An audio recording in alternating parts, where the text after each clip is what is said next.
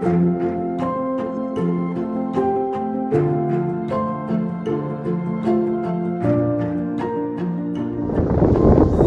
घेण्यामागचं खरं तर एवढंच कारण आहे, तुम्ही पाहताय की मी कचऱ्याचा हा व्हिडिओ घेतोय, तर ह्या कचऱ्याला आग लागलेली आहे आणि आगीनंतर याच्यातून जो सगळा जो धूर निघतोय, म्हणजे जर का मी त्या धुराच्या बाजूने उभे राहिलो तर मी एखादा मिनिटही थांबू शकणार नाही. इतका हा धोकादायक किंवा आरोग्याला घातक असा धूर आहे. परंतु मी इथं गेले 15-20 मिनिटापासून उभा आहे.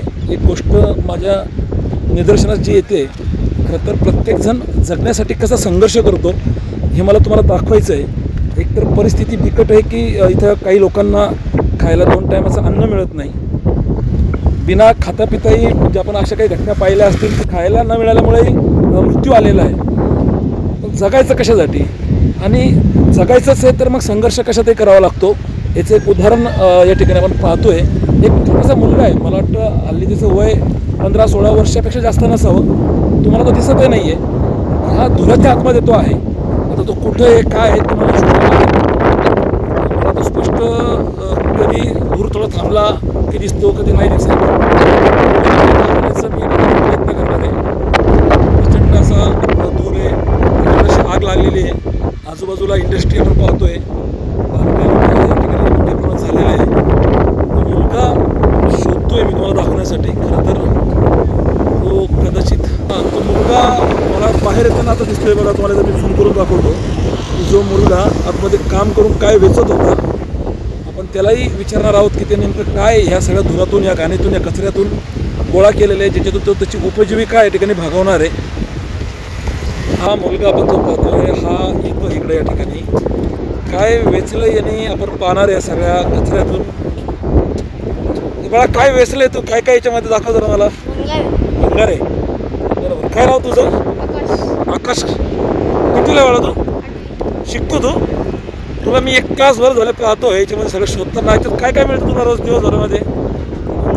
भंगार मिळतं. हे सगळं भंगार तू जमा केलंय, हे रोज काढतो. तुला त्रास होत नाही का या धुराचा? होतं. बरं, किती किलो निघते दिवस जातो का याच्यामध्ये? बरं, बाकी तुझं शिक्षणाचं कसं आहे, तुझी घरची परिस्थिती काय, कशासाठी तू सगळं करतो? बसल्या बसल्या कपडे नाहीये, शाळेची बस पण नाहीये, कपडे पण नाहीये, म्हणून तो या सगळ्या घाणीमध्ये सगळा कचरा किंवा हे भंगार जमा करतो आणि याच्यावरच तुझं उपजीविका भागवतो. हा, बरं. आपण पाहू शकताय आकाशने जमा केलेलं हे सगळं भंगार, ज्या घाणीतून सगळा हा धूर निघतोय, केर कचऱ्यातून. हा सगळा कचरा आहे. पिंपरी चिंचवड महानगरपालिकेने या ठिकाणी डंप केलेला हा कचरा, या कचऱ्यातून गोळा केलेलं हे सगळं आकाशने या ठिकाणी भंगार आहे. धार्मिक, सांस्कृतिक, कला, क्रीडा, सामाजिक, साहित्यिक, शैक्षणिक, राजकीय, औद्योगिक, प्रशासकीय, जिथे बातमी तिथे आम्ही. आपल्या परिसरातील ताज्या आणि महत्त्वपूर्ण बातम्या पाहण्यासाठी पाहत रहा फक्त आपला आवाज. हा तुमची साथ आमची.